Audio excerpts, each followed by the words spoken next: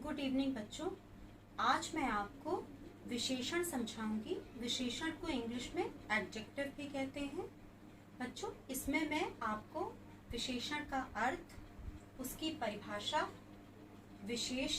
विशेषण और विशेष्य में क्या अंतर होता है, प्राविशेषण क्या होता है, विशेषण के प्रकार क्या होते हैं और विशेषण की अवस्थाएं क्या होती हैं। तो सबसे पहले विशेषण का अर्थ। विशेषण का अर्थ होता है वह शब्द जो विशेषता बताए। परिभाषा के आधार पर इसको समझते हैं कि संज्ञा व सर्वनाम की विशेषता बताने वाले शब्दों को हम विशेषण कहते हैं। यानी कि वह शब्द जो संज्ञा व सर्वनाम की विशेषता बताता है वो विशेषण कहलाता है। उदाहरण के द्वारा बच्चों हम इसे थोड़ा सा अच्छे से समझते हैं। जैसे कि गीता बहुत सुंदर है। तो बच्चों यहाँ पर गीता क्या है? एक संज्ञा शब्द है। गीता संज्ञा शब्द है। और जो सुंदर है, यहाँ पर जो सुंदर शब्द है जो कि गीता की विशेषता बता रहा है वो क्या है? विशेषण। तो सुंदर शब्द गीता की विशेषता बता रहा है तो यह विशेषण है। सुंदर विशेषण है। तो बच्चों अब ये बात आती है कि यह संज्ञा शब्द जो गीता है उसको हम क्या कहेंगे? तो बच्चों जिस शब्द की विशेषता बताई जाती है या विशेषण शब्द जिस संज्ञा या सर्वनाम शब्द की विशेषता बताता है उसे हम विशेष्य कहते हैं। यानी कि ये जो गीता एक संज्ञा शब्द है वो विशेष्य भी है। और गीता की विशेषता सुंदर शब्द बता रहा है यानी कि सुंदर विशेषण है। एक दूसरे एग्जाम्पल से हम इसको समझेंगे। आज बहुत अधिक गर्मी है। तो यहाँ जो गर्मी शब्द आया है वो यहाँ पर संज्ञा शब्द है। ये एक मौसम है। अब जो अधिक शब्द है वो गर्मी की विशेषता कौन सा शब्द बता रहा है? अधिक। अधिक गर्मी। तो ये अधिक शब्द विशेषण है। गर्मी एक संज्ञा शब्द है, इसकी विशेषता अधिक शब्द बता रहा है तो ये एक विशेषण शब्द है। और जिस शब्द की विशेषता बताई जाती है यानी कि संज्ञा शब्द वो विशेष्य भी उसे हम कहते हैं, विशेष्य भी कहते हैं। तो अब यहाँ पर एक चीज और आती है बच्चों, यहाँ पर हम प्राविशेषण भी देखेंगे कि यहाँ पर बहुत अधिक गर्मी है। गर्मी को भी बहुत अधिक बताया गया है। बहुत अधिक गर्मी। तो जो बहुत शब्द है जो अधिक गर्मी की भी विशेषता बता रहा है वो क्या हुआ? प्राविशेषण। गर्मी एक संज्ञा शब्द है, इसकी विशेषता अधिक शब्द बता रहा है तो संज्ञा या सर्वनाम शब्दों की विशेषता को बताने वाले शब्द को हम विशेषण कहते हैं। और जो शब्द विशेषण की भी विशेषता बता रहा है वो प्राविशेषण कहा जाता है। और जो संज्ञा शब्द होता है यानी कि जिस शब्द की विशेषता बताई जा रही होती है वो विशेष्य भी होता है। एक तीसरा उदाहरण हम लेते हैं। राजू घोर परिश्रमी है। तो राजू क्या हुआ? संज्ञा शब्द हुआ। राजू एक संज्ञा शब्द है, एक नाम है। परिश्रमी शब्द राजू की विशेषता बता रहा है तो ये क्या हुआ? विशेषण। राजू संज्ञा शब्द है और परिश्रमी जो कि राजू की विशेषता बता रहा है तो वो विशेषण है। अब यहाँ पर विशेषण की भी विशेषता कौन सा शब्द बता रहा है? घोर। तो ये क्या हुआ? यह हुआ प्राविशेषण। और संज्ञा शब्द जिसकी विशेषता बताई जाती है वो विशेष्य कहलाता है। तो बच्चों आपने देखा कि जो संज्ञा शब्द है जिसकी विशेषता बताई जाती है वो शब्द विशेषण कहलाता है। और संज्ञा शब्द जिस शब्द की हम विशेषता बताते हैं वो विशेष्य होता है। और विशेषण की भी जो शब्द विशेषता बताए वो प्राविशेषण कहलाता है। तो ये हमने उदाहरण के द्वारा समझा। अब जो है विशेषण के प्रकार। विशेषण के 4 प्रकार होते हैं। विशेषण के चार प्रकारों में सबसे पहला प्रकार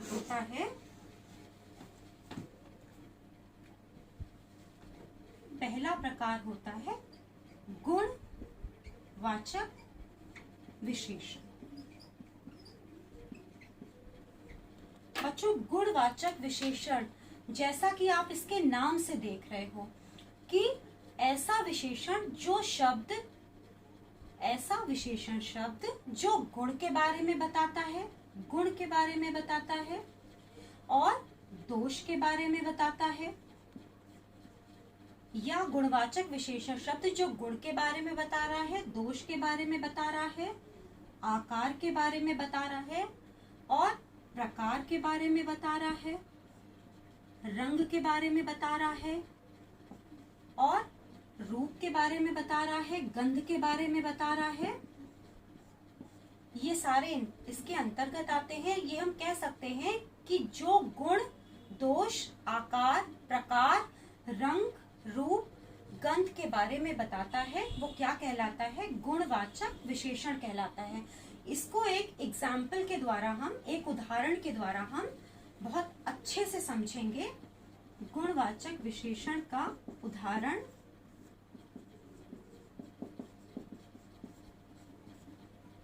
मदन बुद्धिमान लड़का है। अब आप देखिए कि यह जो बुद्धिमान शब्द है, यहाँ पर ये जो बुद्धिमान शब्द आया है वह लड़का शब्द जो संज्ञा है, ये जो शब्द संज्ञा है वो इसकी बुद्धिमान शब्द विशेषता बताने के कारण कौन सा विशेषण है? गुणवाचक विशेषण है। यहाँ पर बुद्धिमान गुण बता रहा है, लड़के का बुद्धिमान गुण बता रहा है, तो ये गुणवाचक विशेषण है। एक दूसरा एग्जाम्पल हम देखते हैं, रतन बेईमान आदमी है। तो बच्चों आप यहाँ पर देखिए कि यह जो बेईमान शब्द है वो आदमी की विशेषता बता रहा है।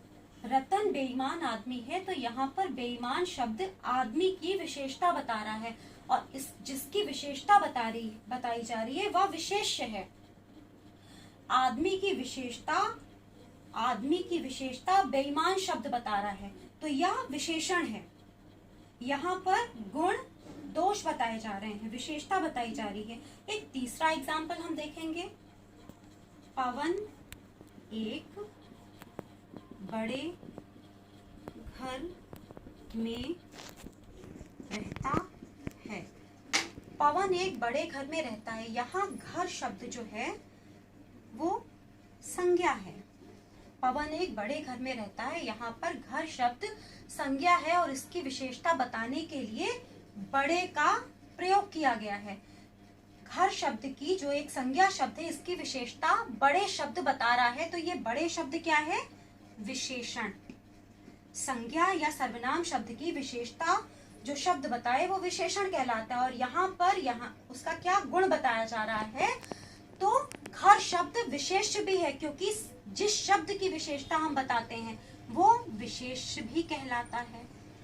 तो यहाँ पर बड़े शब्द का जो प्रयोग किया गया है वो शब्द संज्ञा शब्द घर है, उसका आकार बताया जा रहा है। तो यहाँ पर बड़ा घर यानी कि आकार बताया जा रहा है, जो मैंने आपको बताया था कि गुणवाचक विशेषण में आकार, प्रकार, रंग, रूप, गंध इत्यादि के बारे में बताया जाता है। अब यहाँ पर जैसे रंग रूप है, तो रंग रूप में नीला, आकाश, नीला जो है, नीला शब्द यहाँ पर रंग बता रहा है, काला, कौवा यहाँ पर रंग बता रहा है। तो इस तरीके से गुणवाचक विशेषण के अंतर्गत गुण, दोष, रंग, रूप, आकार, प्रकार आदि आती हैं। अब दूसरा प्रकार, विशेषण का दूसरा प्रकार है संख्यावाचक विशेषण। संख्यावाचक विशेषण, जैसा कि आपको नाम से पता चल रहा है, अब हम संख्यावाचक विशेषण के बारे में बात कर रहे हैं। बच्चों ये संज्ञा या सर्वनाम की संख्या के बारे में बताते हैं। संख्यावाचक विशेषण में हम संज्ञा या सर्वनाम की संख्या के बारे में बताते हैं। इसके दो प्रकार होते हैं। पहला प्रकार निश्चित संख्यावाचक विशेषण, दूसरा प्रकार अनिश्चित संख्यावाचक विशेषण। संज्ञा या सर्वनाम की संख्या बताने वाले शब्द संख्यावाचक विशेषण कहलाते हैं और इनके दो प्रकार हैं। पहला निश्चित संख्यावाचक, दूसरा अनिश्चित संख्यावाचक। बच्चों इनको हम एक उदाहरण के द्वारा हम समझेंगे। मैं दो वाक्य लिखूंगी, उनसे मैं आपको बताऊंगी। मैंने 3 पुस्तकें खरीदी। और एक दूसरा उदाहरण मैं ये लिखूंगी कि माँ ने कुछ पेंसिलें दी। इन दोनों उदाहरणों को समझकर आपको निश्चित संख्यावाचक और अनिश्चित संख्यावाचक में भेद समझ में आ जाएगा। मैंने 3 पुस्तकें खरीदी। यहाँ पर आप देखें, पुस्तकें शब्द जो है वो संज्ञा है और जो 3 शब्द है वो संख्या बता रहा है। पुस्तकें शब्द जो संज्ञा शब्द है, उसका जो 3 शब्द है वो संख्या बता रहा है। और यहाँ पुस्तकों की निश्चित संख्या बताई जा रही है। यहाँ पर ये नहीं कहा जा रहा है कि कितनी या क्या, यहाँ पर एक निश्चित संख्या बताई जा रही है कि 3 पुस्तकें खरीदी गई हैं। और दूसरे उदाहरण में हम देखेंगे कि जो पेंसिल शब्द है, पेंसिल शब्द वो क्या है, उसके लिए कुछ कहा जा रहा है। तो कुछ जो है इसमें कोई निश्चित नहीं है, कुछ पता नहीं चल रहा है। जैसे यहाँ पर निश्चित संख्या थी, यहाँ पर अनिश्चित है, यानी कि हमें ये नहीं पता चल रहा है कि कितनी संख्या है। निश्चित संख्या का ज्ञान नहीं हो रहा है। इसमें कुछ, अनेक भी आता है। जैसे अनेकों बार मैंने ये सिनेमा देखी, तो यहाँ पर ये नहीं पता चल रहा कितनी बार। थोड़ा दूध दे दो, थोड़ा शब्द कितना दे दो नहीं पता है। यहाँ पर संख्या पता चलती है, 3, 5, 10, दोगुना प्रतिवर्ष। तो यहाँ पर हमें एक निश्चित संख्या का पता चला और यहाँ पर अनिश्चित पता चल रहा है कि कुछ भी हो सकता है। तो ये दोनों उदाहरणों के द्वारा आपने निश्चित संख्यावाचक और अनिश्चित संख्यावाचक में भेद को समझा। मैंने 3 पुस्तकें खरीदी, यहाँ पर एक निश्चित संख्या हमें बताई जा रही है। माँ ने कुछ पेंसिलें दी, कोई भी निश्चित संख्या का पता हमें नहीं चल रहा है। तो गुणवाचक विशेषण का जो दूसरा प्रकार संख्यावाचक विशेषण था, उसके 2 प्रकार थे, निश्चित संख्यावाचक और अनिश्चित संख्यावाचक। ये आपने समझा। अब बच्चों तीसरा प्रकार है परिमाणवाचक विशेषण। परिमाणवाचक विशेषण, इसमें क्या होता है कि यहाँ पर परिमाणवाचक विशेषण में परिमाण का अर्थ होता है नापतोल। परिमाणवाचक विशेषण में परिमाण का ही अर्थ होता है नापतोल। एक ऐसा संज्ञा शब्द या सर्वनाम शब्द जो नापतोल बताए, वो परिमाणवाचक विशेषण कहलाता है। पहला होगा इसका प्रकार निश्चित परिमाणवाचक विशेषण। निश्चित परिमाणवाचक विशेषण। और इसका दूसरा प्रकार है अनिश्चित परिमाणवाचक विशेषण।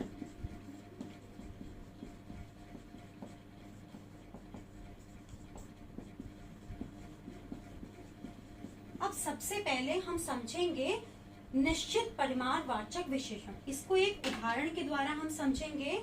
जैसे कि रतन 5 किलो शक्कर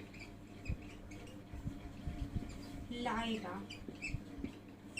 ये उदाहरण हमने लिया है, रतन 5 किलो शक्कर लाएगा। यहाँ पर जो शक्कर शब्द है वो संज्ञा है और इसके लिए हमने इसकी विशेषता बताने के लिए 5 किलो शब्द यानी कि इसकी मापतोल बता रहा है, गुण यहाँ पर नहीं बता रहा है। ये ध्यान देने वाली चीज है कि शक्कर शब्द की संख्या नहीं बता रहा है, गुण नहीं बता रहा है, बल्कि मापतोल बता रहा है। 5 किलो शक्कर लाएगा, निश्चित संख्या का बोध करा रहा है। यहाँ पर निश्चित संख्या का बोध करा रहा है, तो निश्चित परिमाणवाचक हुआ। अब दूसरे एग्जाम्पल से हम अनिश्चित परिमाणवाचक समझेंगे, लेकिन इसके पहले हम निश्चित परिमाणवाचक का एक और उदाहरण समझ लेते हैं। मदन ने 3 मीटर कपड़ा खरीदा। मदन ने 3 मीटर कपड़ा खरीदा। यहाँ कपड़ा शब्द एक संज्ञा शब्द है और इसकी विशेषता बताने के लिए 3 मीटर शब्द का प्रयोग हुआ है। कपड़े की विशेषता 3 मीटर शब्द का प्रयोग हुआ है। नापतोल बता रहा है, कपड़ा संज्ञा है और ये विशेष्य भी है, क्योंकि जिस शब्द की विशेषता बताई जाती है वो विशेष्य कहलाता है। तो यहाँ पर मापतोल सेंटीमीटर में हो सकती है, किलो में हो सकती है, किलोग्राम में हो सकती है, लीटर में हो सकती है, किलोमीटर में हो सकती है, किसी में भी हो सकती है। अब बच्चों इसका दूसरा हम समझेंगे, अनिश्चित परिमाणवाचक का एग्जाम्पल एक लेंगे। राम ने थोड़ा आटा खरीदा। ये अनिश्चित परिमाणवाचक विशेषण का एक उदाहरण है। यहाँ थोड़ा शब्द आटे की निश्चित मात्रा नहीं बता रहा है। आप देख रहे हो यहाँ पर थोड़ा शब्द हमें ये नहीं बता रहा है कि कितना आटा खरीदा। यहाँ आटे की निश्चित मात्रा के बारे में नहीं पता चल रहा है कि आटा कितना खरीदा गया है। तो ये क्या है, अनिश्चित परिमाणवाचक विशेषण का उदाहरण है, जिसमें हमें एक निश्चित संख्या का पता नहीं चल पा रहा है। तो परिमाणवाचक विशेषण के 2 प्रकार होते हैं, अनिश्चित परिमाणवाचक विशेषण और निश्चित परिमाणवाचक विशेषण और अनिश्चित परिमाणवाचक विशेषण। अब चौथा प्रकार विशेषण का हम पढ़ेंगे, सार्वनामिक विशेषण। सार्वनामिक विशेषण विशेषण का चौथा प्रकार है। ये क्या होता है, सार्वनामिक विशेषण शब्द वो विशेषण शब्द होते हैं जो सर्वनाम होते हुए भी क्या करते हैं, विशेषण का कार्य करते हैं। अर्थात ऐसे सर्वनाम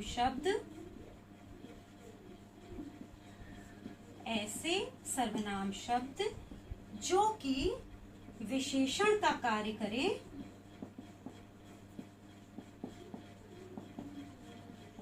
वो सार्वनामिक विशेषण कहलाते हैं। एक उदाहरण से हम समझेंगे, यह घर मेरा है।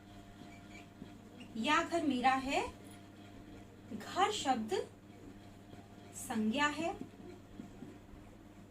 घर शब्द संज्ञा है और यह विशेषता बताने का कार्य कौन सा शब्द कर रहा है, यह। घर जो कि एक संज्ञा शब्द है, इसकी विशेषता यह शब्द बता रहा है। यह शब्द घर की विशेषता बता रहा है, तो ये क्या है, विशेषण शब्द है।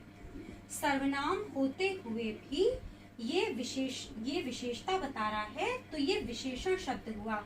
ऐसे सर्वनाम शब्द जो विशेषण का कार्य करें, इसीलिए कहा गया ऐसे सर्वनाम शब्द जो विशेषण का कार्य करें वो सार्वनामिक विशेषण कहलाते हैं। एक और एग्जाम्पल हम समझेंगे, वह साइकिल तुम्हारी है। तो इसमें साइकिल शब्द संज्ञा है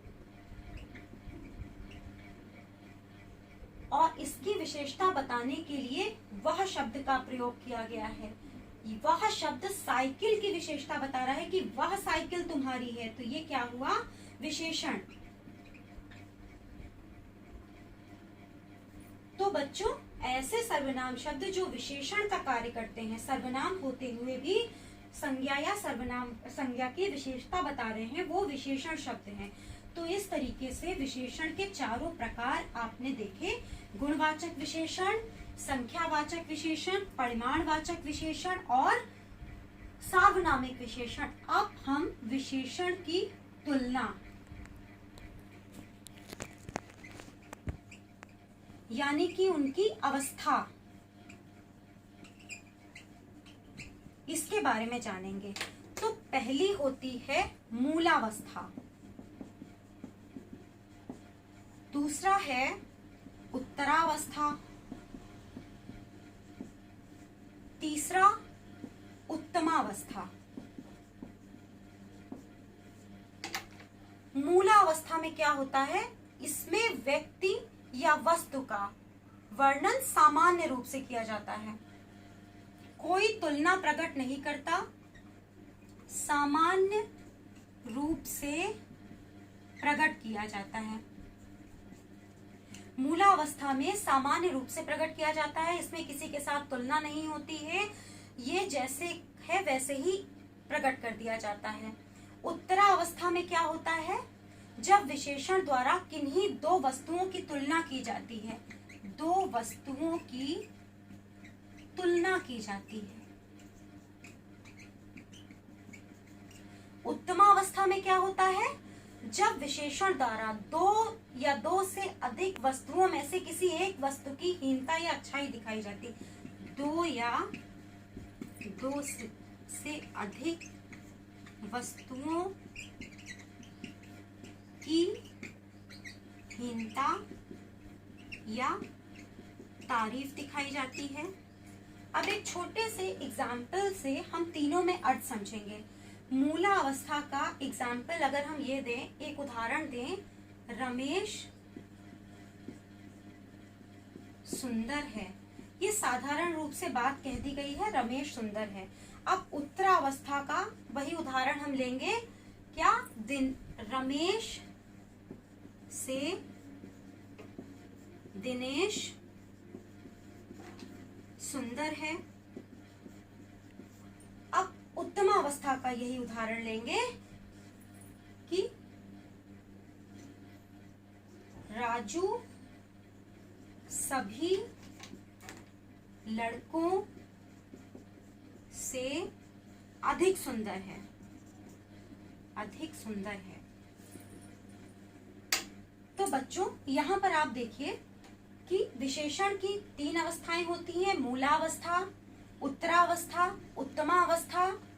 तो आप इसमें देख रहे हैं कि मूलावस्था में सामान्य रूप से प्रकट किया जा रहा है, रमेश सुंदर लड़का है। उत्तरावस्था में दो वस्तुओं की तुलना की जाती है, रमेश सुरेश से अधिक सुंदर है। और उत्तमावस्था में क्या होता है, जब सबसे अलग कोई बात कही जाती है, यानी कि जब दो से अधिक चीजों में हीनता या तारीफ का बोध होता है, तो वो उत्तमावस्था होती है। मूलावस्था में वैसे का वैसे ही लिखा जाता है, उत्तरावस्था में तर लगाया जाता है और उत्तमावस्था में तम। इस तरीके से इसके भेद होते हैं। तो आपने ये देखा बच्चों कि विशेषण की परिभाषा क्या होती है। संज्ञा या सर्वनाम की विशेषता बताने वाले शब्द विशेषण कहलाते हैं। विशेष्य क्या है, जब हम जिस शब्द की विशेषता बताते हैं वो विशेष्य कहलाता है, जिस शब्द की विशेषता बताई जाती है वो विशेष्य कहलाता है।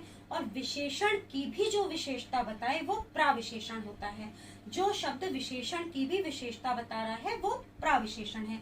विशेषण के प्रकार 4 प्रकार होते हैं, गुणवाचक विशेषण, संख्यावाचक विशेषण, परिमाणवाचक विशेषण, सार्वनामिक विशेषण। उसके बाद विशेषण की तुलना या अवस्था, मूलावस्था, उत्तरावस्था और उत्तमावस्था। ये विशेषण के प्रकार और उनकी अवस्थाएं हैं। बच्चों, आपको ये पाठ अच्छे से समझ में आया होगा। आप इनका अभ्यास करिए और दोबारा पढ़िए और ज्यादा अच्छे से समझ में आ जाएगा। धन्यवाद।